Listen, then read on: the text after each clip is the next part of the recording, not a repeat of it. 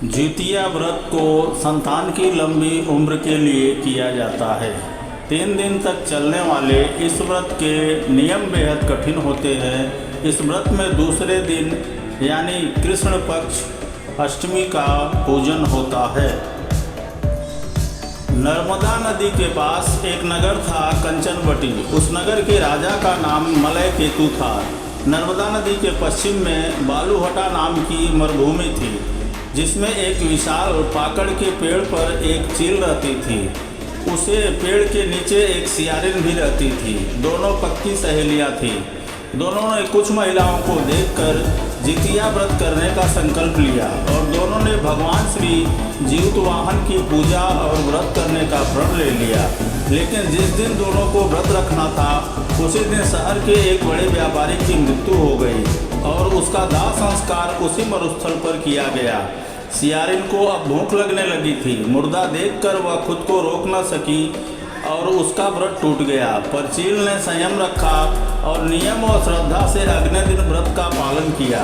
फिर अगले जन्म में दोनों सहेलियों ने ब्राह्मण परिवार में पुत्री के रूप में जन्म लिया। उसके पिता का नाम भास्कर था।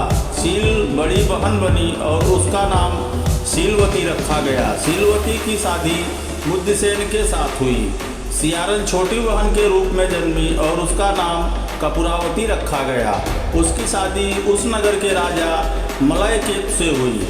अब कपूरावती कंचनवटी नगर की रानी बन गई।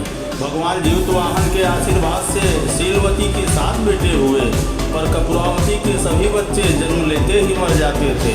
कुछ समय बाद शीलवती के 7 पुत्र बड़े हो गए।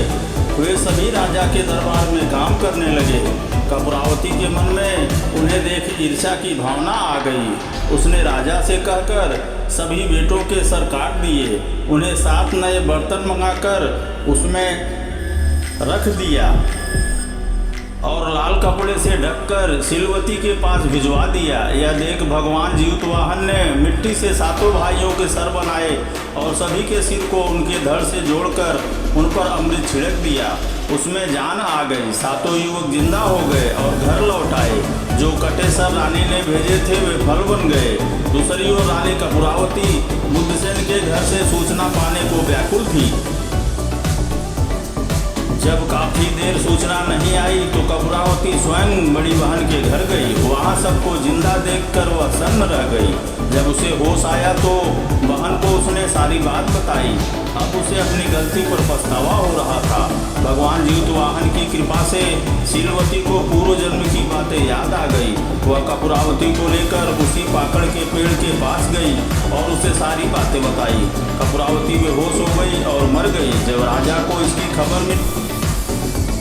खबर मिली तो उन्होंने उसी जगह पर जाकर पाकड़ के पेड़ के नीचे कपूरावती का दाह संस्कार कर दिया। ओम नमः शिवाय। ओम नमः शिवाय।